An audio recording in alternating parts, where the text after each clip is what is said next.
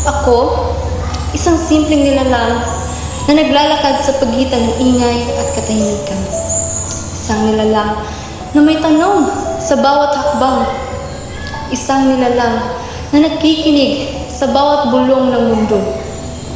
Ikaw, isa ring kwento.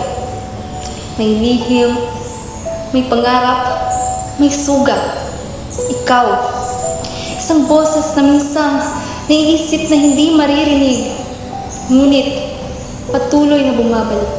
Sumisigaw sa katahimikan. Tayo, sama-samang bumubuo ng kasaysayan. Pahina, bawat pahina, lamat at lahat ay bahagi ng ating kwento. Mga kwentong hindi lang para sa sarili, kundi para sa lahat ng nakikinig.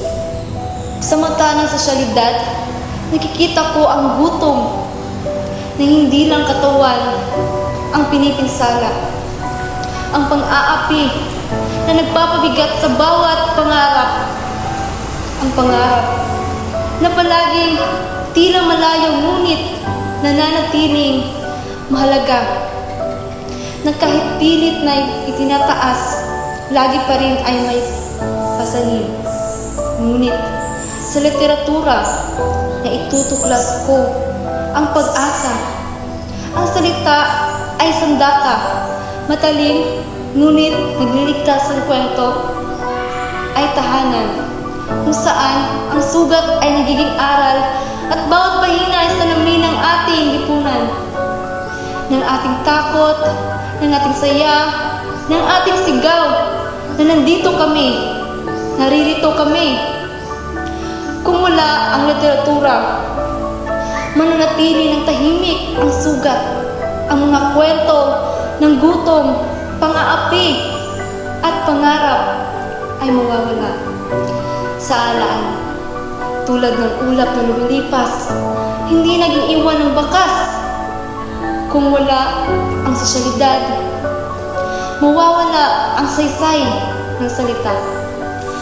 Ang mga tinig ay magiging bulong sa hangin. Ang damdamin ay mananatiling magkukulong sa dilim.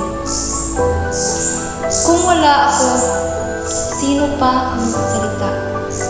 Sino ang maghubog ng bawat salitang lumalaban? Sino ang magbabalik ng kwento sa mga nakakalimutan ng puso?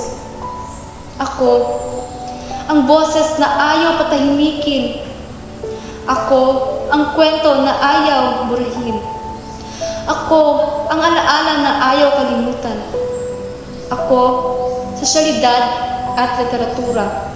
Hindi hiwalay, kundi isang tinig, isang sigaw, isang paglalakbay, sama-sama, humuhubog sa ating pagkatao, humigising sa ating damdamin, at naglalakbay patungo sa bukas na may pag-asa.